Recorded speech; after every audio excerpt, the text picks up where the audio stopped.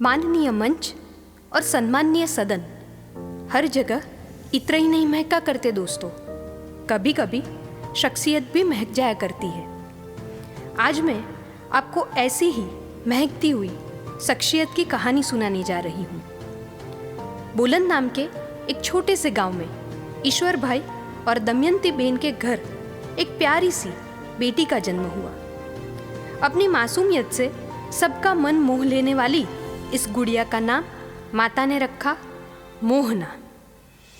सेवा, संस्कार और स्नेह की परवरिश के साथ वह पली बड़ी और सेवा के इसी जज्बे को दिल में लिए उन्होंने लायन चेतन देसाई का हाथ थामकर मोहन काका के सेवाभावी परिवार में कदम रखा।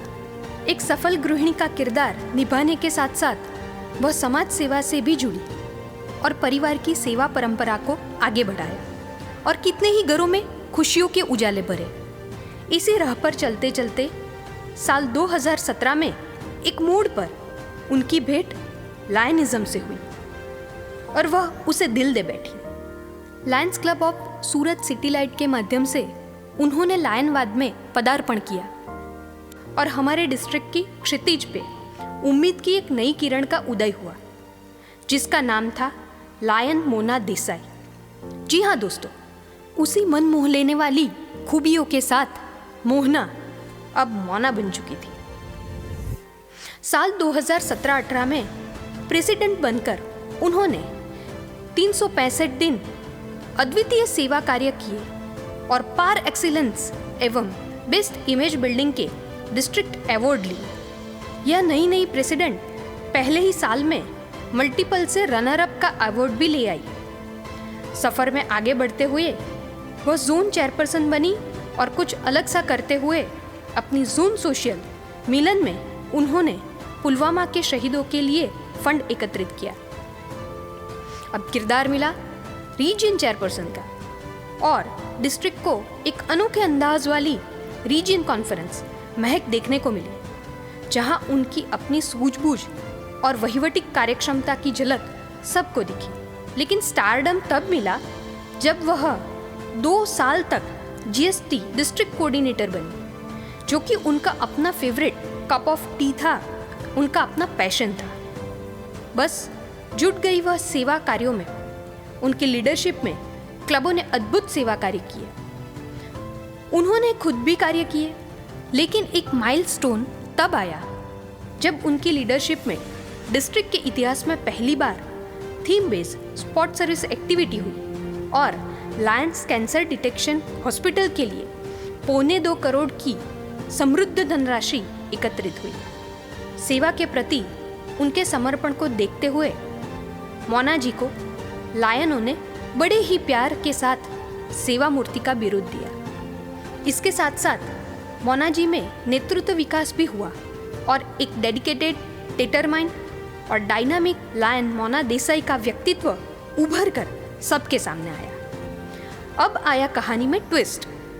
साल 2022-23 में उन्हें अपने रूटीन फोटे से बाहर कदम रखकर जीएमटी और जीटी डिस्ट्रिक्ट कोऑर्डिनेटर की ड्यूल पोस्ट संभाली। अपने वहीवटी कौशल्य के साथ उन्होंने बहुत यूनिक तरीके से मेंबरशिप ग्रोथ के लिए ब्रेनस्टॉर्मिंग सेमिनार किए। परिणाम स्वरूप डिस्ट्रिक्ट में पहली बार कैंपस और ब्रांच क्लब बनी। 700 से ज्यादा नए मेंबर जुड़े और 14 नई क्लबें बनी। एक साथ 2 पोस्ट को बखूबी निभाकर और दोनों ही के लिए सर्वोच्च सम्मान प्राप्त करके लायन मोना लीडरशिप की एक अद्भुत मिसाल बन गई, जिसके परिणाम स्वरूप साल 2022-23 में लायन लीडरों ने बड़े प्यार और सम्मान के साथ उन्हें भारी बहुमत देकर साल 2023-24 के सेकंड वाइस डिस्ट्रिक्ट गवर्नर के पद पर प्रस्थापित किया। अपनी जिम्मेदारियां निभाते हुए मोना जी ने महक डीएलएलआई की और लायंस लर्निंग सेंटर का कोर्स करने के लिए लायनों को मोटिवेट किया और अगले साल 2024-25 के फर्स्ट वाइस डिस्ट्रिक्ट गवर्नर पद पर प्रमोट हुई। इस कैरियर के दौरान उन्होंने सिर्फ सेवा ही नहीं की, नई क्लब और नए मेंबर भी बनाए।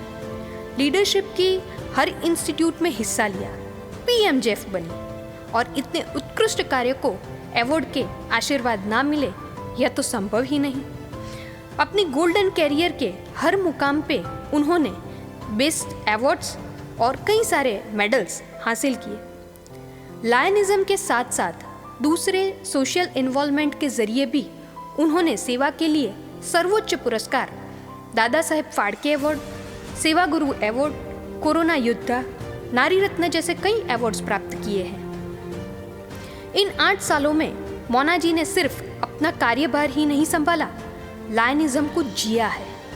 यहाँ तक कि उन्होंने अपने लखते जिगर ध्वनिल और प्रियल और बहू देवांशी को भी लियो बनाकर लायनवाद से जोड़ दिया है और आज साल 2025-26 के डिस्ट्रिक्ट गवर्नर पद के सम्मानीय पोस्ट पर नियुक्त हुई है। तो यह थी एक महकती शख्सियत की कहानी और लीजिए आप सबके सामने प्रस्तुत है इस कहानी की द मोस्ट वर्सेटाइल नायिका, confident and charismatic and ocean of kindness, lion Mona Desai.